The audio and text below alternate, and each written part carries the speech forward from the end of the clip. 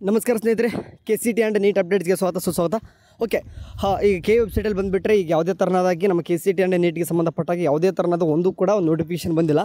ಈಗ ಕೆಲವೊಂದಿಷ್ಟು ಕ್ವಶನ್ಸ್ ಇದ್ದಾವೆ, ಯಾಕಂದರೆ ಬಿಫೋರ್ ಕೌನ್ಸಿಲಿಂಗ್ ಕೆಲವೊಂದಿಷ್ಟು ಕ್ವಶನ್ಸ್ ಇದ್ದೇ ಇರ್ತವೆ ಎಲ್ಲರೂ ಕೂಡ. ಈಗ ನಾನು ಹೇಳ್ತಕ್ಕಂಥ ಹೋಗ್ತಿರೋದು ಆಪ್ಷನ್ ಇಂಟ್ರಿ ಬಗ್ಗೆ. ಓಕೆ, ಆಪ್ಷನ್ ಇಂಟ್ರಿ ಒಳಗೆ ಕಂಬೈನ್ಡ್ ಆಗಿ ನಡ್ತಕ್ಕಂಥ KCET ಆ್ಯಂಡ್ ನೀಟ್ಗೆ ಒಂದು ನೀಟ್ ಮತ್ತು KCETಲಿ ಏನು ನಡೀತದೆ ಅಂತಂದರೆ, ಅಂದರೆ ಒಂದೇ ಕಾಲೇಜಲ್ಲಿ ಬ್ರಾಂಚಸ್ ಬೇರೆ ಬೇರೆ ಹಾಕ್ಬೋದಾ? ಓಕೆ, ಎರಡು ಕೂಡ ಕಂಬೈಂಡಾಗಿ ಯಾವ ರೀತಿ ಮಾಡ್ತಾರೆ ಅಂತ ನಿಮಗೆ ಸರ್ವೇ ಸಾಮಾನ್ಯ ಕ್ವಶನ್ಸ್ ಇದೆ. ಓಕೆ, ಈ ಒಂದು ಕ್ವಶನ್ಸ್ಗೆ ನಾನು ಈಗ ಸಾಲ್ವ್ ಮಾಡೋಕ್ಕೆ ಬರ್ತಾಯಿದ್ದೀನಿ. ಇವಾಗ ನೋಡಿ, ಯಾವುದೋ ಒಂದು ಕಾಲೇಜ್ ಇದಕ್ಕೆ ಒಂದು XYZ ಯಾವುದೋ ಒಂದು ಕಾಲೇಜ್ ಇದು. ಈ ಕಾಲೇಜಲ್ಲಿ ಏನಿದೆ ಅಂತಂದರೆ, ಈಗ ಲೈಕ್ ಎಕ್ಸಾಂಪಲ್ ಇಂಜಿನಿಯರ್ ಇತ್ತು ಅಂತಂದ್ರೆ ಈಗ ಅದರಲ್ಲಿ AML ಇರ್ತದೆ, CS ಇರ್ತದೆ, ಸಿವಿಲ್ ಇರ್ತದೆ, ಮೆಕ್ಯಾನಿಕಲ್ ಎಲ್ಲನೂ ಕೂಡ ಇರ್ತವೆ. ಸೊ ಇದನ್ನು ಬೇರೆ ಬೇರೆ ಒಂದೇ ಕಾಲೇಜ್ ಹಾಕ್ಬೋದಾ? ಖಂಡಿತವಾಗ್ಲೂ ಕೂಡ ಹಾಕ್ಬೋದು.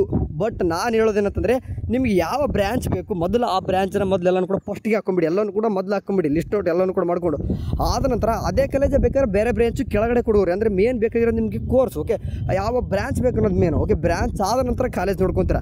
ಕೆಲವೊಂದಿಷ್ಟು ಹುಡುಗರು ಕಾಲೇಜ್ ವರ್ಸಸ್ ಬ್ರ್ಯಾಂಚ್ ಯಾವ್ದು ಮಾಡ್ಬೇಕಂತ ಕನ್ಫ್ಯೂಷನ್ ಇರ್ತದೆ. ಸ್ವಲ್ಪ ಕುಂತ್ಕೊಂಡು ನೋಡಿ, ನಾನು ಹೇಳೋದೇನಂತಂದರೆ ಕಾಲೇಜ್ ಎಲ್ಲಾದರೂ ಬೇಕಾದ್ರೆ ಸ್ಟಡಿ ಮಾಡ್ಬೋದು. ಓಕೆ, ನೀವು ಮಾಡ್ತಕ್ಕಂಥ ಬ್ರ್ಯಾಂಚ್ ಏನಿದೆ ಅದು ನಿಮ್ಗೆ ಲೈಫ್ ಲಾಂಗ್ ಇರುವಂಥದ್ದು. ಯಾಕಂದರೆ ಅದೇ ಬ್ರ್ಯಾಂಚ್ ಮೇಲೆ ನೀವು ಮುಂದೆನೂ ಕೂಡ ಸ್ಟಡಿ ಮಾಡ್ತಾರೆ. ಸೊ ಅದು ನೆನ್ಪಿಟ್ಕೊಂಡು ಮಾಡ್ಕೊರಿ. ಇದು ಒಂದು ಓಕೆ ಹೇಳ್ತಿದ್ದೀನಿ, ಒಂದೇ ಕಾಲೇಜಲ್ಲಿ 2-3 ಅಲ್ಲ ಇರುವಂಥ ಎಲ್ಲ ಬ್ರಾಂಚಸ್ಸು ಕೂಡ ಅಪ್ಲೈ ಮಾಡ್ಬೋದು.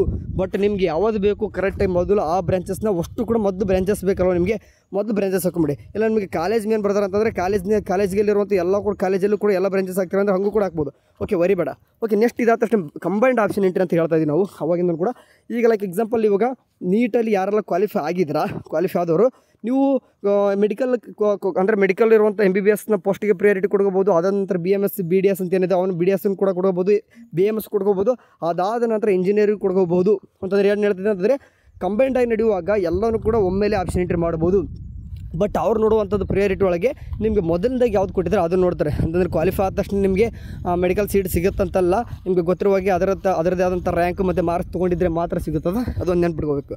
ಓಕೆ, ಈಗ ಹೇಳ್ದಂಗೆ ನಾನು ಮೆಡಿಕಲ್ ಕಾಲೇಜಸ್ನ ಮೊದಲೆಲ್ಲನೂ ಕೂಡ ಹಾಕ್ಕೊಂಡ್ರೆ ನಿಮ್ಗೆ ಇನ್ ಕೇಸ್ ಏನಾದರೂ ಅಂದರೆ ಆಲ್ ಇಂಡಿಯಾ ರ್ಯಾಂಕ್ ಅಥವಾ ಮಾರ್ಕ್ಸ್ ಏನು ಚೆನ್ನಾಗಿ ಬಂದಿತ್ತಂದರೆ ನಿಮ್ಗೆ ಅದೇ ಸಿಗ್ತದೆ. ಓಕೆ, ಬಟ್ ಅದು ಸಿಗದೆ ಹೋದಾಗ ನೆಕ್ಸ್ಟ್ ನೀವೇನೋ ಬೇರೆ BDS BMS ಹಾಕಿದ್ರೆ ಅದನ್ನು ನೋಡ್ತದೆ.